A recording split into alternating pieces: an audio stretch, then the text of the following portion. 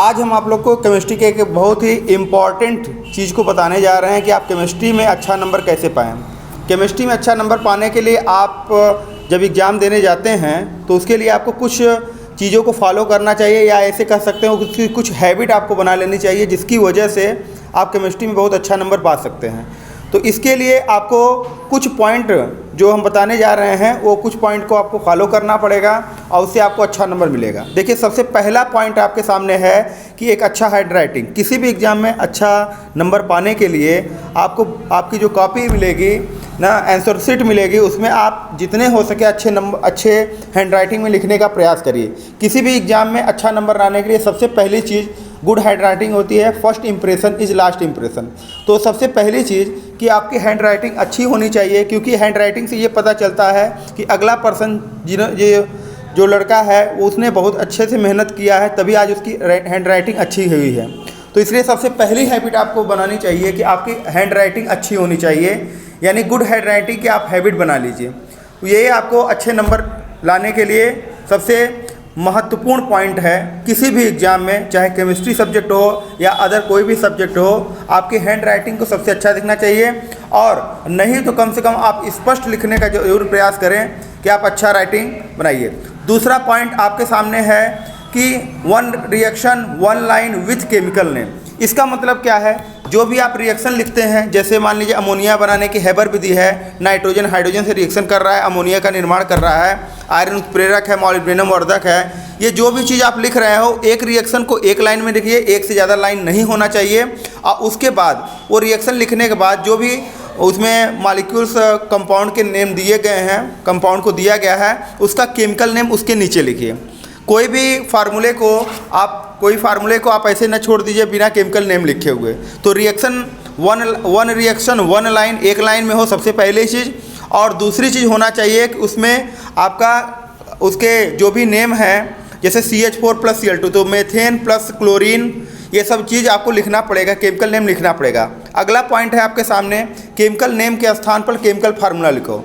कभी कभी आप सेंटेंस को लिखते समय ऐसा होता है कि आप ये देखते हैं, केमिकल सेंटेंस को लिखते समय ये चीज़ होती है कि आप केमिकल नाम आता है, जैसे carbon dioxide, sodium chloride, potassium chloride, calcium carbonate, जो आप नाम लिखने जा रहे हैं उसके जगह पर आप उसका फार्मूला लिखिए। जैसे मेथेन लिख करके आया तो मेथेन का आप फार्मूला CH4 लिख देंगे, कैल्शियम कार्बोनेट लिख करके आया तो CaCO3, अमोनिया लिख करके आया तो NH3, यानी केमिकल नेम के स्थान पर आपको केमिकल फार्मूला लिखना चाहिए। इससे ये होता है, सबसे पहली चीज़ की समय की बचत होती है, और उसके बाद समय की बचत के साथ साथ आपको उस फार्मूले का रिवीजन भी होता रहता है। और अगर आप इस चीज़ को अपने आंसर शीट कॉपी में लिखते हैं तो एक गुड इंप्रेशन बनता है कि स्टूडेंट्स को केमिकल फार्मूले याद हैं। तो ये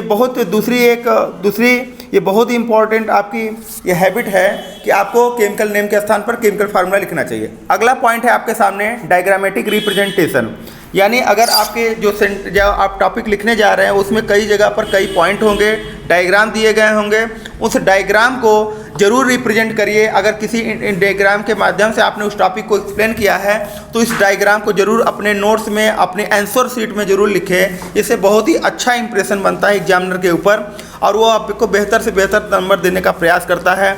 तो इसकी भी एक हैबिट आप बना लीजिए कि डायग्राम के द्वारा इसको रिप्रेजेंट करने का, प्रदर्शित करने का जरूर प्रयास करिए, लिखने का जरूर प्रयास करिए, डायग्राम बनाइए, उसको एक्सप्लेन करिए। इससे आपके जो कॉपी रहती है वो बहुत अच्छे बेटर ढंग से कॉपी भी चेक हो जाती है, और चीज़ों जो आप बताना चाह रहे हैं वो भी चीज़ें हो जाती हैं, और एग्जामिनर्स को ये फील हो जाता है कि पर्सन जो है उसने काफ़ी अच्छे से समझ करके अपने नोट्स को बनाया है, और अच्छे से समझ करके याद करके वो पर्सन लिख रहा है। तो ये आप हैबिट एकदम अपने मन में बना लीजिए कि हमको डायग्रामेटिक रिप्रेजेंटेशन करना है, डायग्राम के थ्रू हमको रिप्रेजेंट करना है। अगर किसी भी टॉपिक को हमें मिल रहा है तो उसमें डायग्राम अगर है, या डायग्राम हमने बनाया है, अपने मन से बनाया है, तो उसको ज़रूर हम बनाएंगे, उसको हम ज़रूर लिखना है। तो इसकी हैबिट आज से अभी आप कर लीजिए। आप अपने नोट्स में भी डायग्राम बनाइए, वही चीज़ें जब एग्ज़ाम में आएगी तो उस डायग्राम को आपको अपने एग्ज़ाम में भी बनाना है। तो इस तरीके से इस हैबिट को भी आप एक्सेप्ट कर लीजिए, ग्रहण कर लीजिए कि हमको डायग्राम के थ्रू रिप्रेजेंट करना है। अब इसके बाद आपके सामने अगला पॉइंट आ रहा है, large topic to small topic. अब इसका क्या मतलब है? देखिए बड़े बड़े पॉइंट होते हैं, बड़े बड़े सिद्धांत को लिखना रहता है, उसको पहले छोटे पॉइंट में आप याद कर लीजिए, छोटे छोटे वर्ड में आप याद कर लीजिए। उन छोटे छोटे वर्ड जो उसमें मेन होते हैं, उस पॉइंट को आप अगर याद कर लेते हैं तो उस पॉइंट को लिंक करके आप पूरा का पूरा सेंटेंस जो काफ़ी लंबे चौड़े लिखा गया दीर्घ उत्तरी प्रश्न को लार्ज क्वेश्चंस जो रहते हैं लार्ज आंसर वाले, उसको आप बहुत अच्छे से लिख सकते हैं अगर उस लार्ज टॉपिक को आप स्मॉल टॉपिक में रिप्रेजेंट कन्वर्ट कर सकते हैं तो सबसे पहले आप ये बड़े बड़े पॉइंट को, बड़े बड़े टॉपिक्स जो हैं जो दिए गए हैं उनको छोटे छोटे पॉइंट में कन्वर्ट करके आप उसे एक ट्रिक के माध्यम से बना लीजिए और उस ट्रिक के माध्यम से आप उस बड़े बड़े टॉपिक को बहुत छोटे से और बहुत अच्छे से एक्सप्लेन कर लेंगे और कोई भी पॉइंट आपका छूटेगा नहीं। तो ये भी हैबिट आपको बना लेनी चाहिए। आप अपना नोट्स बना रहे हैं, उस नोट्स में भी उस टॉपिक को एक छोटे ट्रिक के रूप में ज़रूर लिख लीजिए। उस ट्रिक में क्या होना चाहिए कि वो छोटा सा ट्रिक जो है वो आपकी पूरी की पूरी टॉपिक को रिवीजन करने के लिए अच्छा पड़ जाएगा और आप अच्छे से उस टॉपिक को लिख लेंगे और केवल वही आप ट्रिक याद करके आप एग्जाम में चले जाएंगे। वो ट्रिक इतना हेल्प करेगा कि आपको पूरी की पूरी टॉपिक आप अच्छे से कॉपी में अपने लिख पाएंगे। तो इसलिए हम कहेंगे कि ये भी पॉइंट आपको याद हो जाना चाहिए। तो इस तरीके से तमाम टॉपिक आपको बताए गए हैं, ये सब आपको याद होने चाहिए।